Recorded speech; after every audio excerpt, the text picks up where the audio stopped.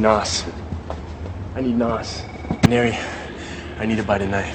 Alright, so just found a new sled that I think I want. I'm gonna go ahead and check it out at M&M Performance in Kelowna.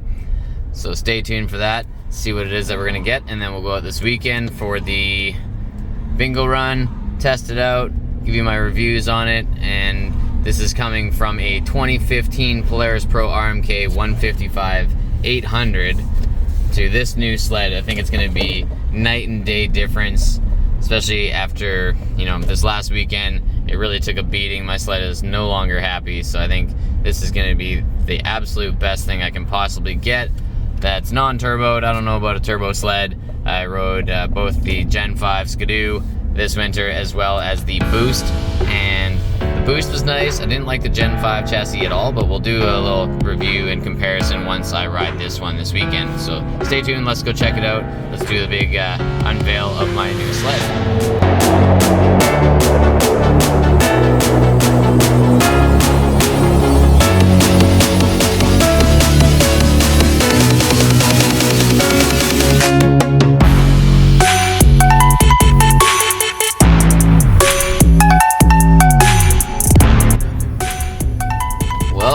Put a deposit on it, gotta get some paperwork done and in order, but I'm pretty excited.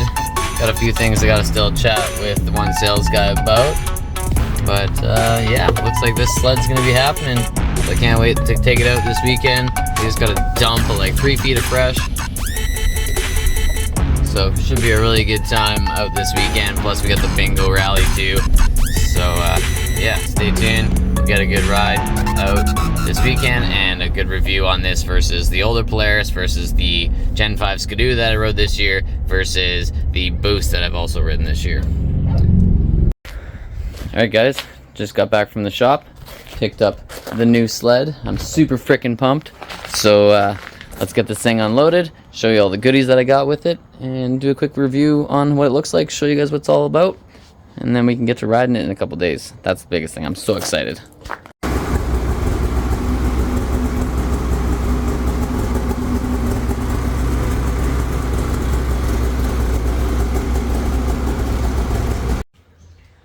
Alright, here she is in all her glory. 2022 Polaris Slash Matryx Khaos 850. It's a mouthful, I know, I can't even remember half of it.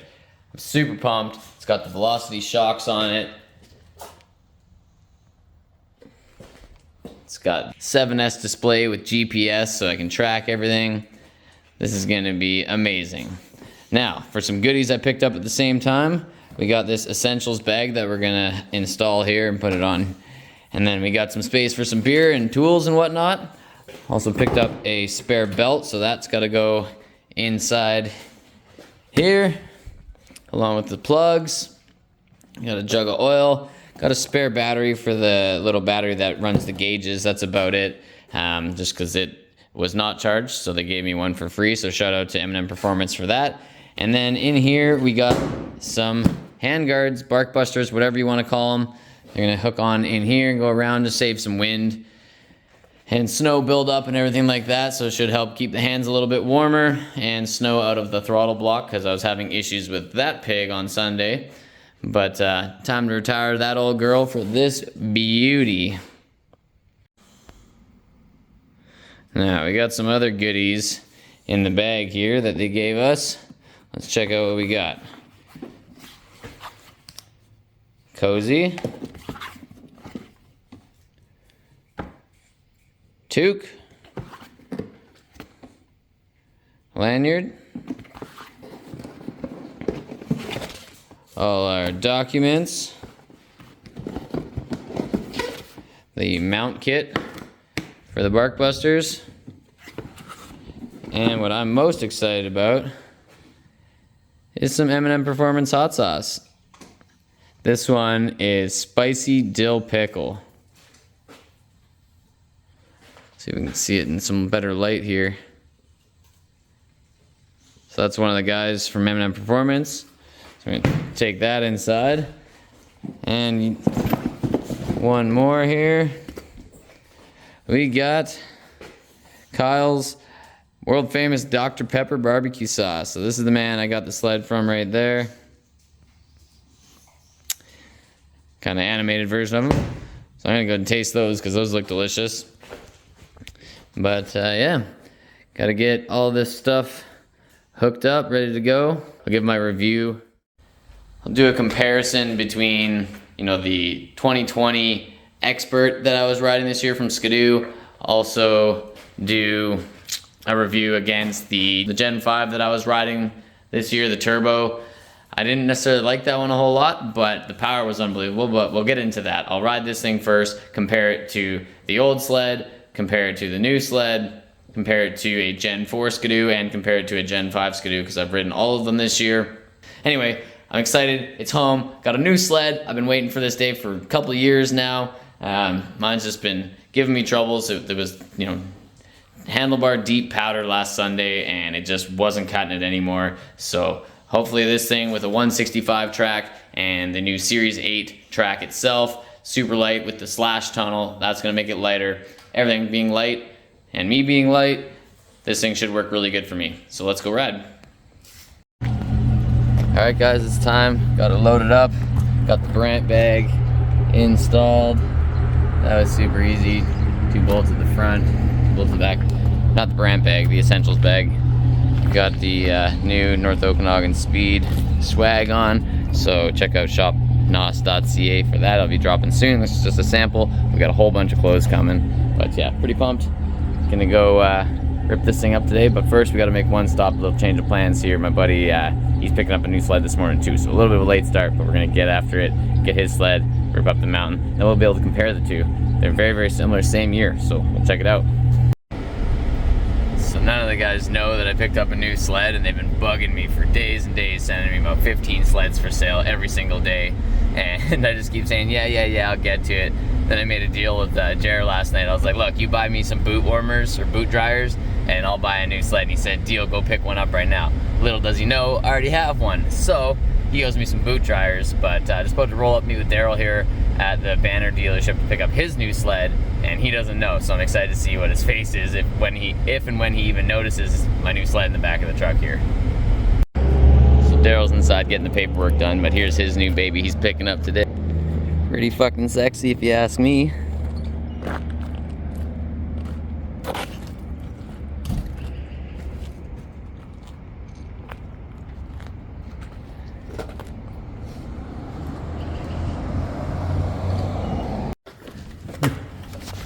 And yeah. Pretty new sled. There you go, guys. Have fun today. Thank you. Thanks a lot, Daryl. Yeah, man. I just fired it up. Yeah. I didn't run it long enough to charge the shot on it though. Yeah. You'll have to pull it again.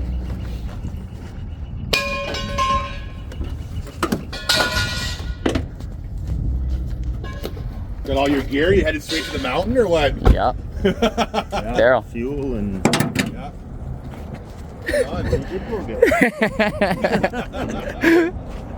We both got shorty tunnels now. Where's my boot dryer, bitch? When did you just pick that up today too? Nope. Put a deposit on Monday. They're closed. I'm like, I want that, and I work the rest of the week. They're like, we'll open the shop for you. And then I picked it up Wednesday night. Brand fucking new, pretty well. 2022, 3 years warranty left. The Matryx Slash, fucking 17.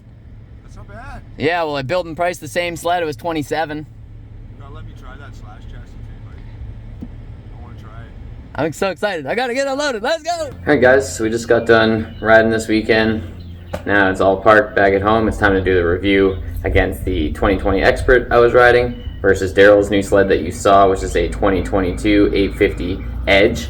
And then compare that to the Gen 5 Turbo I rode this year and the Boost version of this sled that I also rode this year, and my older 2015.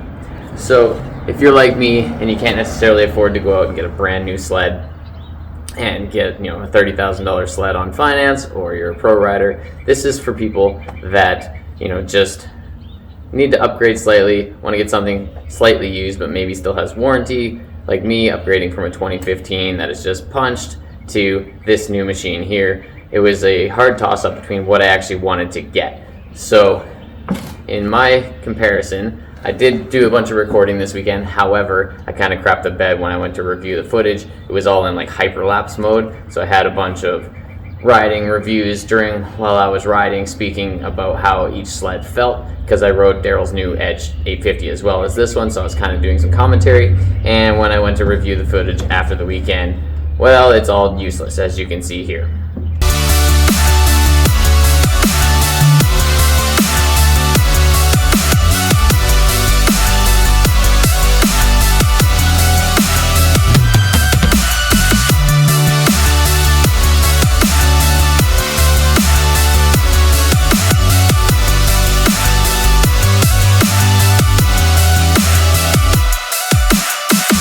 So, now that it's home, let's talk about it. So the new Khaos chassis, I thought it was going to be a wheelie monster, because that's what a lot of the other reviews said, and then you won't be able to climb anything. So I ended up getting the longer track version to try to keep that front end down a little bit, get a little more traction, stay on top of the snow and things like that. Well, the reviews that I saw, you can't even climb a hill with a 155 Khaos. Well, with this thing, there was no issues climbing any hills. It stayed on top of the snow really, really good. However, I wish it would actually wheelie a little bit more. It wasn't quite as playful as I expected it to be, but again, that can be changed. I'm sure there's some suspension adjustments that still need to be made as I just got this thing. In comparison, this thing to the Edge 850, the 2022, this one does about 10 kilometers an hour faster. It tops out at 130, and the Edge tops out at about 120. Riding in the deep snow once we were up there, I noticed this thing initiates the turn a lot easier. It feels a lot tippier and lighter in the front end. However, the 2020 Expert that I rode and Daryl's sled, once you get it on edge, it likes to hold it. It's hard to like dip it and turn it sharp, or else it just falls over. But just the perfect curve, once you get it on edge side hilling, it holds the edge a lot nicer than the Polaris chassis does. The Polaris chassis are very tippy. You always kind of got to be in control of it, controlling it, making micro adjustments, where the SKIDOOs are a lot more balanced in a sense. However, to initiate that turn, it's much, much harder. This feels much more nimble, much more lighter in the front end, and you can just, dig your toes in, counter steer, give it a blip, and she just dives right over. That's definitely the biggest difference I notice, is the steering geometry. The Polaris's, whether it's my old one or the new one, versus an old XM or an XP, SKIDOO, is the front end lightness feel. The Polaris's feel way, way lighter in the front end, and it just seems to be better in my opinion. I'm more used to it now. Hopping on a SKIDOO, it just feels really heavy in the front end, especially the Gen 5. That was my biggest complaint on the Gen 5, why I don't want one and why I didn't buy one. I love the fact that they just have endless power, and once you're standing on the back end and it's wheeling, you can go anywhere. It's easy to dip and turn. But the one I rode, maybe it was just set up extremely stiff, but I could not get it to dive in the front end at all. If I got in a sticky situation in the trees where I needed to get it on edge, make it around a tree, or not fall in a tree well or down a hill, it just did not respond to me at all. I'm fairly light, so for me, the Gen 5 was a no-go. It doesn't have the flex edge track anymore. The T-motion, the ski stance is a lot more forward, and it just made it a lot harder for me to ride, especially in comparison to the Gen 4. I actually really did enjoy the Gen 4. Actually, Jared's sled I rode, as well as the 2022 SP version. So I've had quite a good experience this year with riding the Gen 4 SKIDOOs, whether it was the SP version, the Expert, and now the Edge that I've ridden. The power is very, very linear. I do love the SKIDOO's power. It's just got a really nice curve to it. It's not overly aggressive. In my comparison, I always like to say it's more like riding a 4-stroke dirt bike. It just has power whenever you need it at all RPM ranges, where the Polaris, I find, is more like riding a 2-stroke dirt bike. You got to stay in it. It's more of a high-strung, tippy machine where you're just kind of all over the place with it. It's a lot more wild feeling, where the SKIDOO is a lot more controllable power. And even riding Daryl's Edge, it was a lot better at doing wheelies than this one was. Maybe it's the fact that it's a 155 and this is a 165, but it was a lot more playful feeling when you're just in a meadow going off some bumps and jumps and whatnot. It could stand up going up a hill a lot better, but at the end of the day, I liked how I could initiate turns, I could turn sharper, and I felt like I was in control a lot more with this. Even though it's more of an out of control machine, it was just the fact that I could control its movements. But again, I'm used to a Polaris. In comparison to my 2015, this thing stayed on the snow a lot better. And when you got in a shitty situation where you felt like you're going to be stuck, or you were stuck, you could stomp the snow down with this thing and most of the time get yourself out. I did hit a tree, or got hooked up in a tree I should say, and I was able to actually, just stomp the snow down and cut the tree out of the way and get out of there. And I only got stuck really good 2 times where I actually needed a hand. Whereas with the 2015, once you stop in any sort of deep snow, my track is kind of crappy, it's a 155. Once you got stopped in snow or you're in a tricky situation, it was next to impossible to get yourself out without a ski pole from somebody else or helping them dig or whatever. So this thing was definitely better at staying on top of the snow. And when climbing hills, that was the biggest thing I noticed. I was climbing some steeper hills, some deep stuff, and when I thought I was about to peter out and was losing power and it was starting to slow down climbing the hill, that's normally when my 2015 800 would start to just really taper out and I'd have to turn down or I'd get stuck, come to a stop. This thing just kept pulling, just a little bit of a few adjustments, maybe go off to the side just a little bit, and it just kept pulling up the hill. It was amazing. And I did my first successful turn down, went up a hill, didn't have a good enough run at it or a good enough line, so I just pulled back on this thing, cracked on it, wheelied it straight up in the air, and then rotated it around and was able to ride out of it. It was actually quite easy, it was quite fun, and I'm super pumped that I was able to do that. But yeah, at the end of the day, this thing is a great sled if you're looking for a used sled. I do love this new Matryx chassis. The Axis chassis is also great, especially if you're coming from the Pro chassis like my 2015 is. It's a night and day difference. Is it $11,000 better or $12,000, whatever mine might be worth, my old one? Not so sure, but it's definitely more reliable, and having that warranty is great. And the fact that this thing will go a lot more places, I feel a lot more comfortable on it, and that 7S display is amazing. I love how I can track my movements, where I've been, where I'm coming from, and if I get turned around, I can easily just glance down at it and find the right way to go to get back to where the team's hanging out or whichever. So I think every new sled should have something like this. Should come factory. That is by far my favorite part of the sled for sure. The boost that I rode was also amazing. I did like it, but for me, I have troubles with turbos. I seem to blow everything up. Blew my Subaru up a couple times. That was turbocharged. I had a couple other cars that have been turbocharged, diesels that have been turbocharged, all of those things. And this felt like it was going to be a little bit more reliable to me. However, when riding the boost, it was bonkers. The thing would climb anything, but again, it felt a little more out of control with all that power in comparison to the Gen 5 turbo, which was much more stable because it's maybe stiffer. And when climbing a hill, once you get that front end in the air, it didn't matter if you were hitting somebody else's track or rut or anything, it would just plow right through it and keep climbing a nice straight line. So at the end of the day, if I had to choose one or the other, I would definitely be choosing either the new Matryx chassis like I'd have here or a Gen 4 SKIDOO, in my opinion. The Gen 4 is a lot easier to ride than a Gen 5, and turbocharged stuff hasn't been quite out for long enough yet to know its reliability, so unless it's got warranty, I would avoid those. Or you're climbing chutes. If you're just loving boondocking, playing around in meadows, playing in the trees, naturally aspirated is actually going to be a little more controllable, a little lighter, and it's going to not have any lag to get you up on top of the snow, or you're not going to be trenching and falling down into the snow in a tree well or something like that. So naturally aspirated was the way to go for me.